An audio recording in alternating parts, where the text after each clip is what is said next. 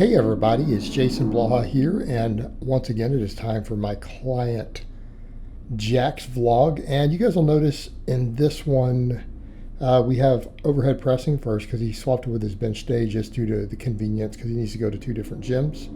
It works better with all of his lifts. So this is what we're doing this week, and we're going to have to put him in meet prep here in a few months because he signed up for his next meet later this year. We're not quite in meet prep yet because it's a good ways out, but we're going to have to start getting him ready for meet. And we've noticed that his bench has stuck a little bit. Overhead press, we got 6 reps on this 5+ day. The bench, he got 6+ and ended up like failing a rep. So, and we've been at the same weight for same training max for 2 cycles now. So it's stalled just a little bit. It's keeping his bench stalled in the low 500s. His max at the moment, based on what we have for rep count, is probably about 315, and that's not good enough because we're rebuilding it back up. He detrained his stuff a bit after his last meet, and he's benched like 330 in competition. So we need to get that bench back up, and I'm going to adjust his programming. There are certain elements to this that he's not responding to as well as I would like in terms of his bench. The squat and the deadlift are climbing. The benching, not so much, and I've noticed trends in his supplemental lifts, volumes and stuff so far of where he stalls and where he progresses. So we're going to have to fix that.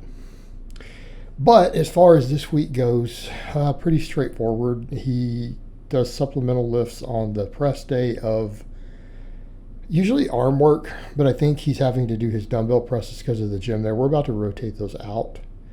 I don't feel like he's getting the response that I want out of dumbbells. All right, it's just not getting the training response that I want. So you'll see some changes in next week's vlog.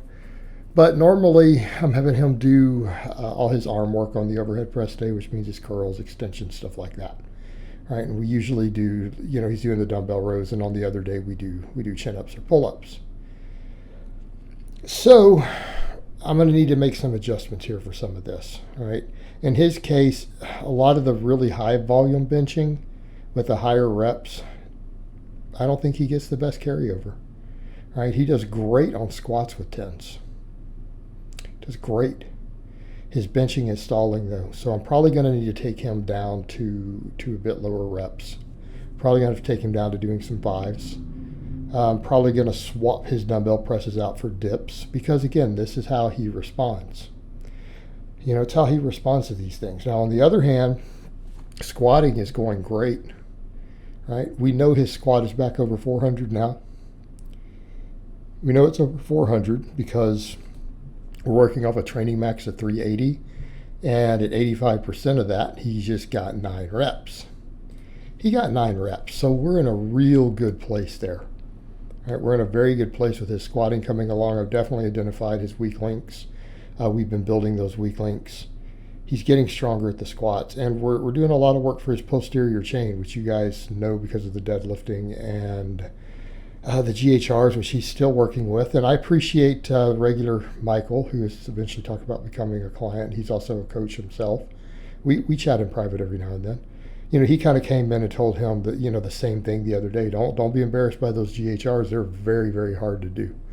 And that's pretty common. You get a lot of guys who, have compensatory strength that allows them to use their back to deadlift 500, and they can't do a single glute ham raise. Right? We do see that. That's more common than people realize, at least on a hard setting.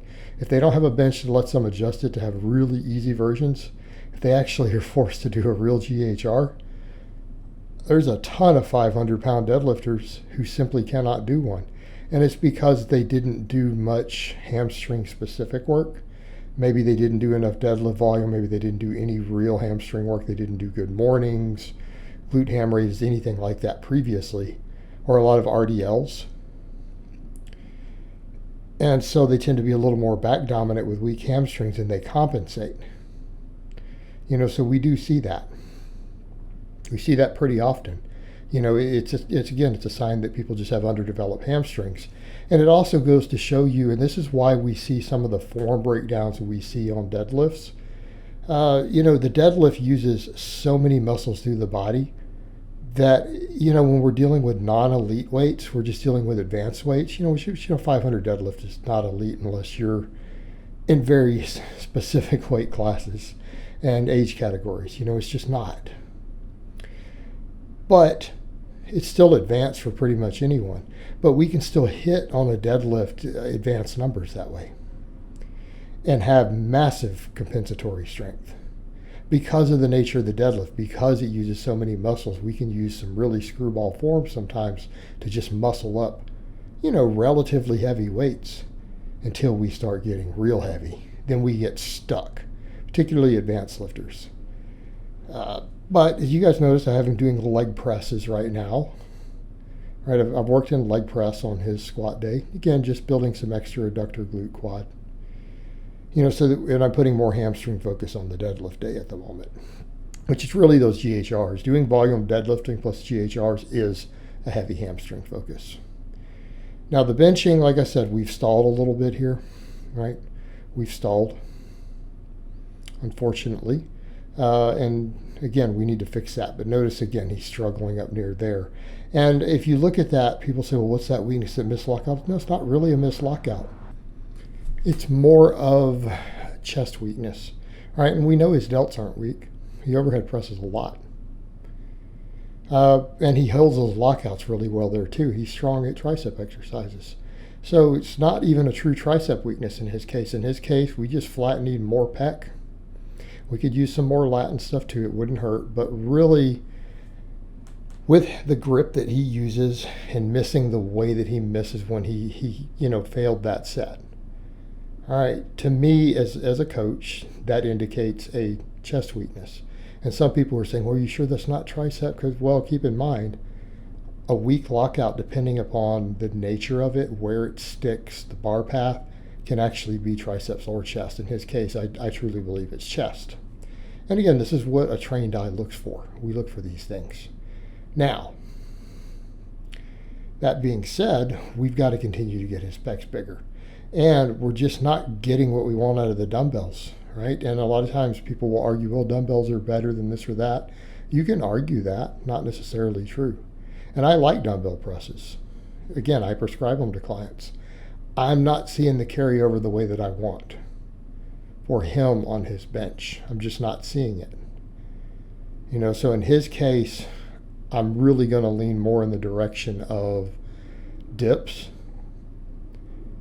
And I might consider closed grip benching at some point, right? Doing actual closed grip work for him because of the way that the pecs work on the closed grip.